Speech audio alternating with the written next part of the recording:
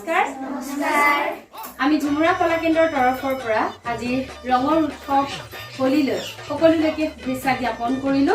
ঝুমুৰা কলা কেন্দ্ৰৰ পৰিয়ালবৰ্গ আমি একত্ৰিত হৈছো। আজি আমাৰ এটি সাংস্কৃতিক অনুষ্ঠান আছে অহাকালিলৈ, গতিকে সেইকাৰণে আমি আজি সকলো লগ হৈছো। আজি এই ভিডিঅ'টিৰ মেইন উদ্দেশ্যটো হৈছে বিহু নাচৰ কৰ্মশালা।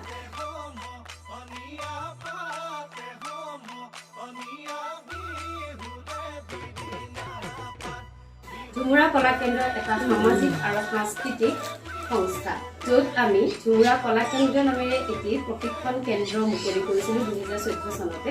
তাত আমাৰ অসমৰ শাস্ত্ৰীয় নৃত্য, সত্ৰীয়া নৃত্য আৰু লগতে বিহু নাচৰ প্ৰশিক্ষণ আৰু চৰ্চা কৰি অহা হৈছে।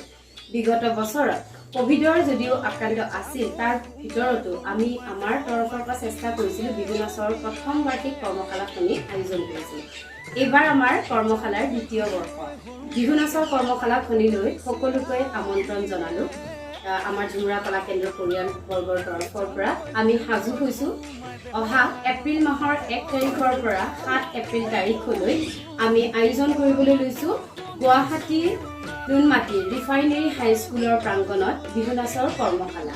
ইয়ালৈ আমি বহুতো অভিজ্ঞ ব্যক্তিক আমন্ত্ৰিত কৰি আনিম আৰু শ্ৰীযুত নীলকান্ত বৰা, আমাৰ বৰ বিহুৱা বিহু বিচাৰক বিহু গুৰু, তেখেতৰ তত্বাৱধানত মই শ্ৰী মৌচুমী বৰা, জ্যোতি বিকাশ বৰা, নেহা দাস, নিভামণি বৰুৱা, জ্ঞানদীপ ডেকা আৰু বিশাল কাশ্যপৰ দ্বাৰা আমি এটি পৰিয়াল হৈ পেলাই তাত আমি প্ৰশিক্ষণ প্ৰদান কৰিম।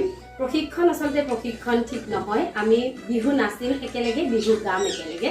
প্ৰত্যেকগৰাকী ছাত্ৰ ছাত্ৰীৰ লগতে আচলতে আমি বিহু উদযাপন কৰিম সেইদিনালৈ। আৰু শেষৰ দিনা আমি ন বসন্তৰ আদৰণি হিচাপে যোৱা বছৰো আমি এটি অনুষ্ঠান পাতিছিলো, আৰু এই বছৰো একে নামেৰে ন বসন্তৰ আদৰণি হিচাপে আমাৰ 7 এপ্ৰিলৰ দিনাখন আমি সকলোৱে একেলগে সমজুৱাকৈ বিহু নাচিম।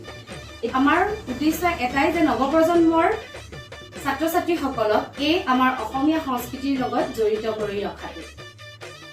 এই বছৰ আমাৰ কৰ্মশালাখনিৰ অলপ সুকীয়াকৈ আমি আয়োজন কৰিবলৈ ওলাইছো, যিহেতুকে আমাৰ বিহুৱা শিল্পী বহুত কেইগৰাকী প্ৰয়াত হৈছে, স্বৰ্গগামী হৈছে তেখেতলোক। গতিকে আমি অন্তত 5 গৰাকী বিহুৱা আৰু বিহুৱতীৰ নামত এই কৰ্মশালাখনিৰ প্ৰথম দিনটো আমি উদ্বোধন কৰিম। পহিলা দিনাৰ আমাৰ কাৰ্যসূচীত আমি লৈছো প্ৰয়াত বিহুৱা শিল্পী দিলীপ গগৈ ডাঙৰীয়া, লগতে মহেশ্বৰ বৰুৱা বৰ্তা, ৰোহিণী গগৈ বৰ্তা আৰু নিত্যানন্দ কটকী বৰ্তা, আৰু প্ৰয়াত বিহু সম্ৰাজ্ঞী মৌচুমী শইকীয়া বাইদেউৰ শ্ৰদ্ধাঞ্জলি জ্ঞাপন কৰা হ'ব। তেখেতলোকলৈ শ্ৰদ্ধাঞ্জলি জ্ঞাপন কৰি আমি আমাৰ বিহু কৰ্মশালাখনি আৰম্ভ কৰিম।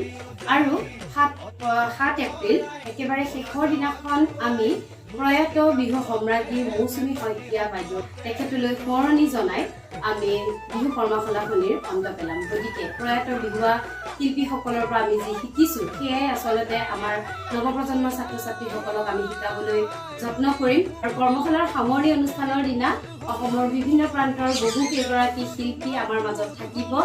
ইতিমধ্যে আমি ফোনযোগে জানিবলৈ পাইছো আশ্চৰ্য বৰপাত্ৰ গোহাঁই আৰু পাপৰি গগৈ আমাৰ মাজলৈ আহিব। মানৱ ৰবীন ডাঙৰীয়াকো আমি আমন্ত্ৰণ জনাইছো। তেখেতলোকৰ একেলগে বিহু গীতত, বিহু নাচত আমি বিহু বাদ্যৰ সৈতে একেলগে সকলোৱে উদযাপন কৰিম। হয়তো ক'ৰবাত আমাৰ কিবা কিবি ভুল ভ্ৰান্তি হৈ যাব পাৰে, তাৰ কাৰণে আগতীয়াকৈ আপোনালোকৰ আগত আমি ক্ষমা প্ৰাৰ্থী। আৰু আপোনালোকে সকলোৱে আশীৰ্বাদ কৰিব যাতে আমি ঝুমুৰা কলা কেন্দ্ৰই এইবাৰো যাতে সফলতাৰে আমি আমাৰ বিহু নাচৰ কৰ্মশালাখনি আয়োজন কৰিব পাৰো। সকলোৰে মৰম আশীৰ্বাদ কামনা কৰিলো। ধন্যবাদ।